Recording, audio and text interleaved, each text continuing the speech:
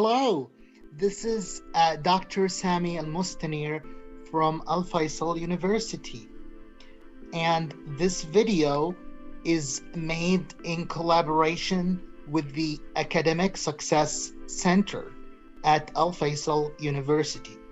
Thank you so much to Dr. Emily Wilson at the Academic Success Center for her support. So this video today, it is to tell you few tips that I learned from my teacher, Dr. Abdulkarim Almakadma, for academic success. So Dr. Abdulkarim Almakadma is a well-known, respected physician. You can read about him online, and you can also find him on Amazon as a writer. Dr. Al-Makadma is also a very humanitarian person who loves to help the poor people. But going back to studying, the lessons that I learned from Dr. Al-Makadma for academic success are the following. So before you study, you need to know a few points. You need to write them down or remember them in your head.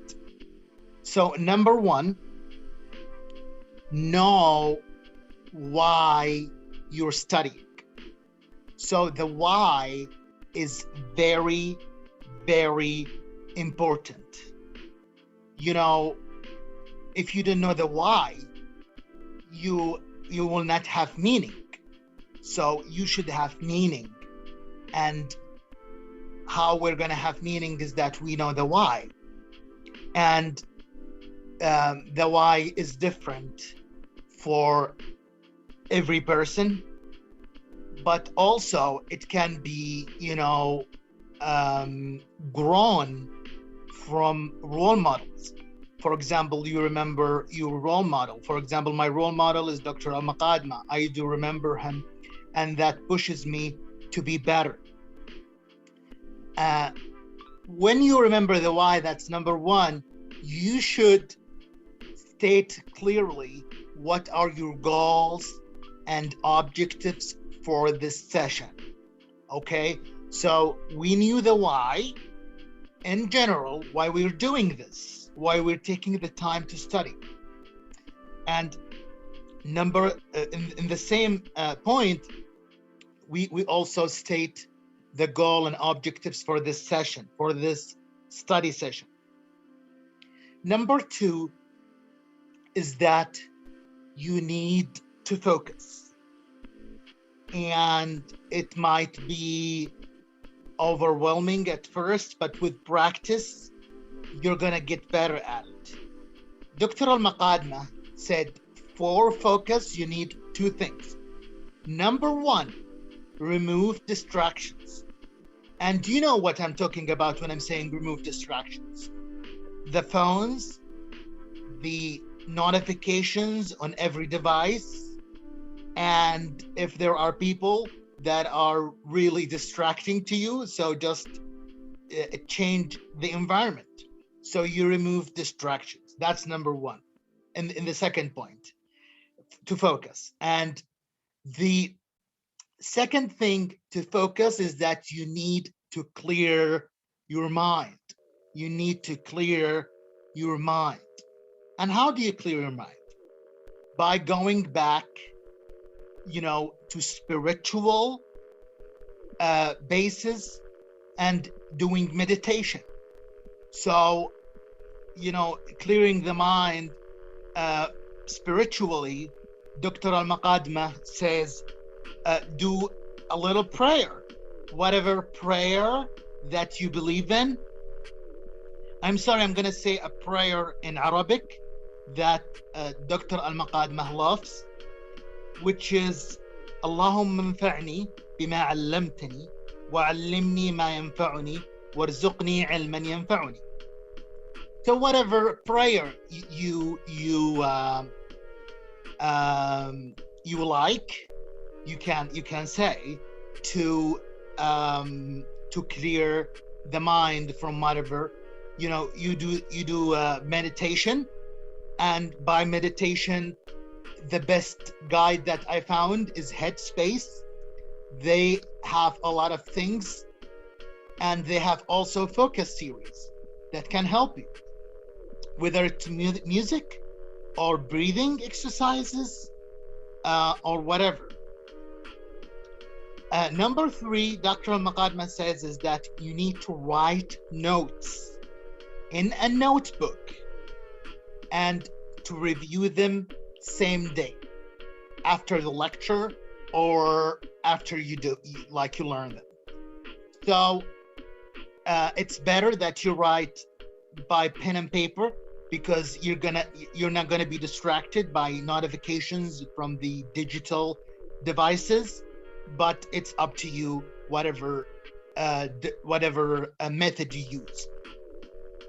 Then Dr. Almakadma says, now you started, right? So upon starting to studying a subject, please give time to think about the title. What does it mean? Translate it to your mother tongue language. And I remember Dr. Almakadma telling us all the time to look at the title. The title, sometimes we just, don't take the time to think about, titles that are really important, that gives meaning to what the disease or what the issue is about. But, we just want to do things quickly and we don't pay attention. So it's important to be mindful. It's important to be mindful.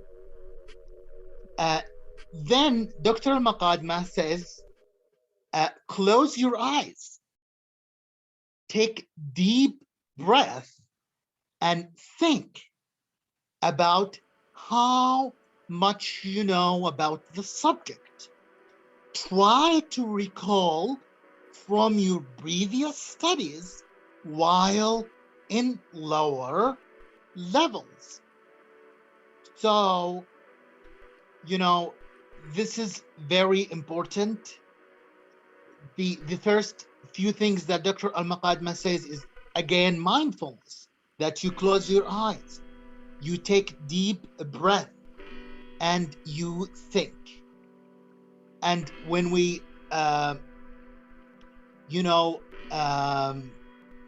try to recall from previous studies, that help our memory.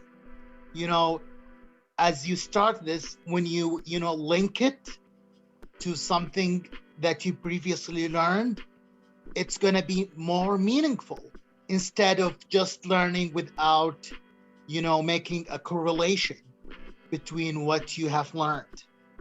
And then Dr. Almakadma says, put some questions about points you need to know, or you think they are not clear enough for you before you start. So why he says this? Because Dr. Almakadma wants you to be active learner. He doesn't want you to be a passive learner just reading. This is called reflection, and reflection makes you recall the information more.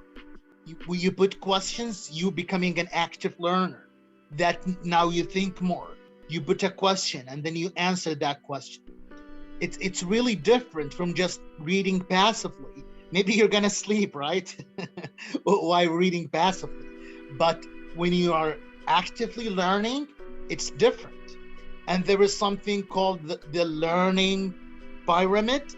You can learn how the recall of information is different from a passive learning to active learning, right?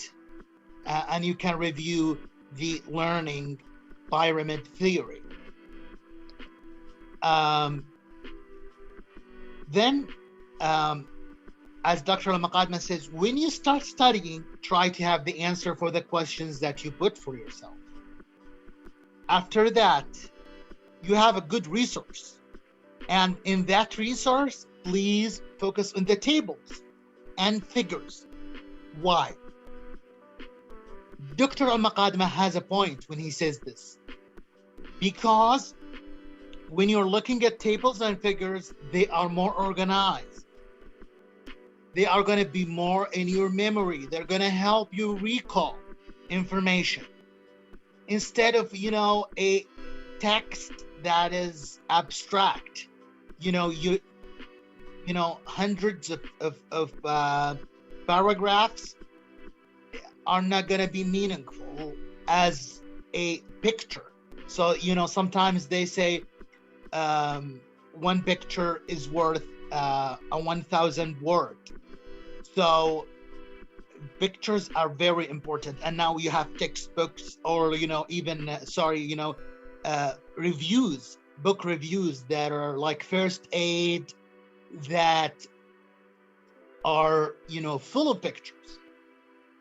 And by the end of the study, please, Dr. Almakadma says, make summary for what you have read. Now he wants you to consolidate the information even more, alrighty? Because when you summarize, you can summarize out loud. You can use your senses. You can use all your senses,